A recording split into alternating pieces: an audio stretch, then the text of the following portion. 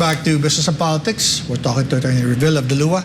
Sir, the President mentioned that, he wants more of our water supply coming from surface water sources rather than from groundwater. You mentioned Jakarta a while ago, and Jakarta's having that problem that they've overtapped their groundwater. Now their city is sinking, and now they're having to move their capital elsewhere. But what's the situation as Lua sees it in terms of our groundwater sources, our lakes, rivers? Are they healthy? Are they clean? Or do we need to work on them to make them more reliable? Our president is very much interested in developing the surface water. Okay. The conditions of our sources of water, it has to be reviewed, properly inventoried, because we have to ensure that it should be enough. Okay. And it should be safe at the same time. Okay. On the part of Lua, together with the water districts, we have been reviewing all our sources of water. Okay. And now we are gearing towards the development of surface waters. Okay. So in the next few weeks, we'll be talking with groupings of water districts in which the rivers of their corresponding areas in their corresponding provinces, we will identify. And these are the places that we're going to develop for our water sources. Because now, the groundwater is becoming challenging because it's scarce now. Yeah. And at the same time, it is not sustainable environmentally. Because of course, the ground, if you keep on extracting water from the ground, the soil will sink. Then you have seawater coming in. Yes. We have been talking with the Department of the Environment and Natural Resources, and they've been saying that we have to ensure that what we are developing is the surface water. Okay. Because we have to look at the long-term sustainability of our development. Right. That is what the trajectory of Lua and the water districts nowadays. Right. And we have to always ensure that in the next, specifically in the next few months, where El Nino is already, we're basing up for the El Nino, we have to ensure that these efforts are being done with focus and commitment. Right. So when is this inventory going to be made public? Are you going to go public with it and I suppose say that, whether or not we have enough water to ride out the El Nino? Is that something that you're planning to do at a certain time? Yes, together with the Water Resource Management Office. Okay. Now we are talking with our lead agency, which is the Department of the Environment and Natural Resources. Okay. Together with also with the National Water Resource Board. Okay. We're coming up with the inventory for the entire country. Okay. Because they're the ones in charge of the water permits. Right. And we want to know what is the condition of our water supply. Right.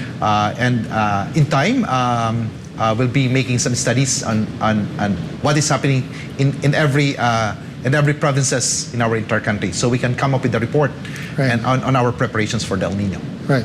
Is that going to happen within a few months, within the year, or maybe early next year? Is there a timetable? Within a few soon. months. Yes. Yeah, within a few months. Actually, that was my meeting this morning in the office. Yeah. Yes. You were mentioning earlier that that there are some islands in the country that are more vulnerable than others.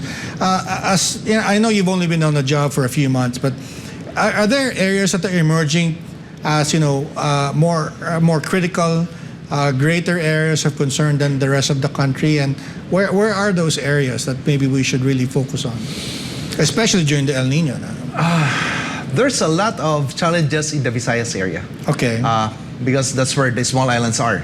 Okay. But even in the big city of Cebu, it is a big challenge because of their ever-growing population. Okay. Does Cebu fall under Lua's? Yes, Metro Cebu Water District and so anything outside of Metro Manila is really Lua. Yes. Okay.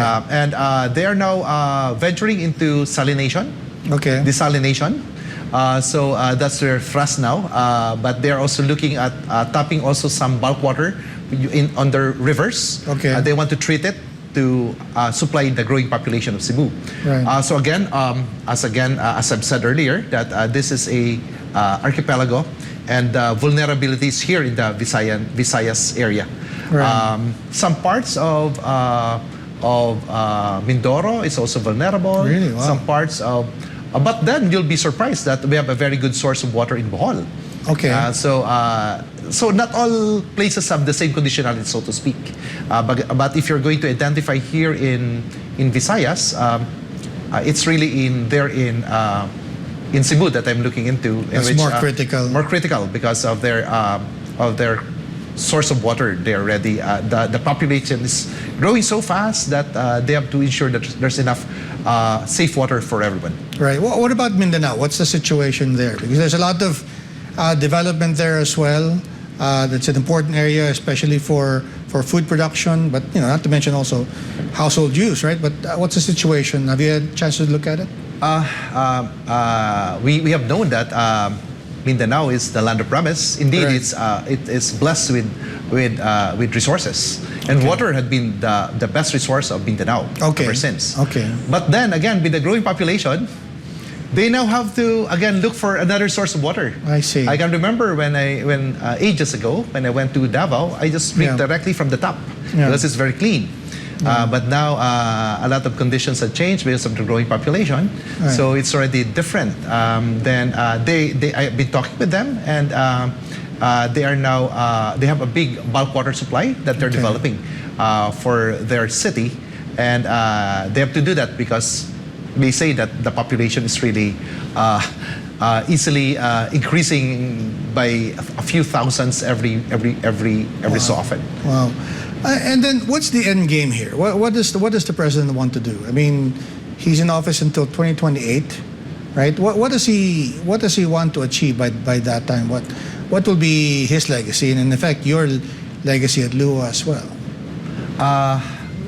We heed to the call of the president. Okay. To ensure that there's water security for our nation. You mentioned earlier. So here with local water districts, together with LUA, Local Water Utilities Administration, we embark with a PBBM, Patubig sa Buong Bayan at Mamamayan, legacy projects, in which in the next 5 years, we will be doing some investments. And we are looking at more than 700 infrastructure projects for water. Wow. And about 40 for sanitation. And because of this, we're looking at an increase from 5.4 million households to about 7.2 million households, or up from about 22.3 million population to about 29 million population by the end of the 5 years. Wow. It is there, it is achievable. We just have to put our acts together. Right. We have to align our different agencies to ensure that this legacy projects will come into fruition during this term. And I would like to say that this is the only administration who really focused on water. Yeah. And because he wants to say that indeed water is life, and it is for every Filipino. Right. And one of the things that's been discussed during this term is the possible creation of a new Department of Water. What's the logic behind that? And then what role would LUA play if that is created? During the State of the Nation address, the President had said that he wanted to really develop water. And at the same time, he would like to have a direction towards the creation of the Water Department. But at the onset, now there's the creation of, through an Executive Order number 22, the Water Management, the Water Resources Management Office. Yes, this is headed by the Department of the Environment and Natural Resources, and parts of this are the MWSS, LUA, Laguna Lake Development Authority, and WRB. And we constantly meet with the DPWH and the National Irrigation Authority. And we have to integrate and align our actions. Because there's a big challenge with fragmentation. Of a lot of different agencies are handling water. So we are integrating, and it is working now. And towards this end, towards this goal, we want to have a more rationalized direction in investing in our water development for the country. So the good thing that happened with that executive order is that all the different agencies and stakeholders on the private sector too. We converge. You're talking now. We're talking now, and everybody is helping each other to ensure that we are together in the direction of the directive and heeding to the call of the president to ensure that there's the right development for our water sector. Yeah, and what's the discussion within that group? Is there still a need, do you think, for a full-fledged department? Because as you said, things to be working now, but as you said, the population continues to grow. There are challenges that are emerging for every household and, of course, for the country. Do you think there will be a push to create that department within the president's term? Well, if it's a president's call, then that becomes a priority. So it now depends on our members of Congress how they would like to act on that, on the same. It's a political act altogether at the same time. So we are here.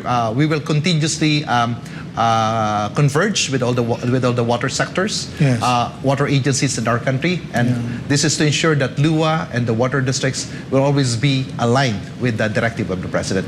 Yeah, and I want to tap your brains here about, because you were in local government for a long time, and this year, because of the Mandanas ruling, we have more resources going to LGUs.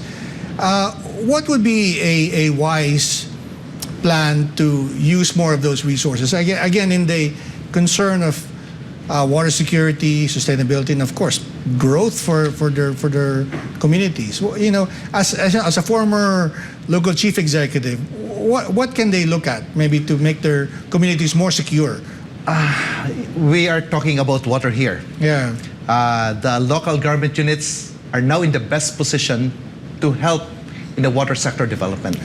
Because with the Garcia Mandanas ruling by the Supreme Court, most of our local government units had increased their funding by about 27%. Yes. So if they are going to function and to ensure that the general welfare of their people are being looked into, so there must be they must invest on the basics. Right. What is the more basic than water? Yeah. And that is where not waiting sheds or basketball courts. Not waiting sheds, the basketball courts, that the usual. Something basic. Yes, basic. Something fundamental. Yes, indeed. So there's the basic need by every individual, every household, every Filipino that they should invest into. But then this is the thing too. If you are in the government, purely government, we should be an enabler, rather than be into the business of doing it as an LGU. Right. So that is now the role of the water districts. Because the water districts, they are GOCCs. They are government-owned and controlled corporations. Right. Hence, they are focused alone in the development of the water system in that certain locality, whether it be in the city or municipality or a group of cities or municipalities. Now, I would like to ask that the local government units should converge together, align with the water districts, give their support and also their direction on how they want things done in their locality. They have enough funds to support it, rather than fragmenting it by having a different management of the water systems. They should complement each other. And I've seen a lot of models with this. I've seen a lot of models that's happening here, and there's a very good water districts that I can say, like the Baybay Water District, which is they're complementing with each other. What province is that? It's in Leyte. Leyte. So they are complementing with each other. So the water district is continuously developing its water system. So and the LGU is continues supporting the unmet needs of that water district.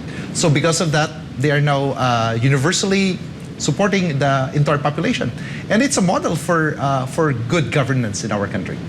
Very good, sir. I wish you the best of luck. And I think if Lua succeeds, I think we'll be all better off. Attorney REVIL, thank you very much for your time. And of course, advance congratulations on your upcoming anniversary. But before we go, would you like to say a few words to our viewers? Oh, thank you for this opportunity to be here in your program. Now Lua is on its 50th anniversary, and we have been here providing safe, affordable, dependable, and sustainable water for our growing population. I would like to ask each and every one of you to please conserve and give enough attention with our water supply for our country.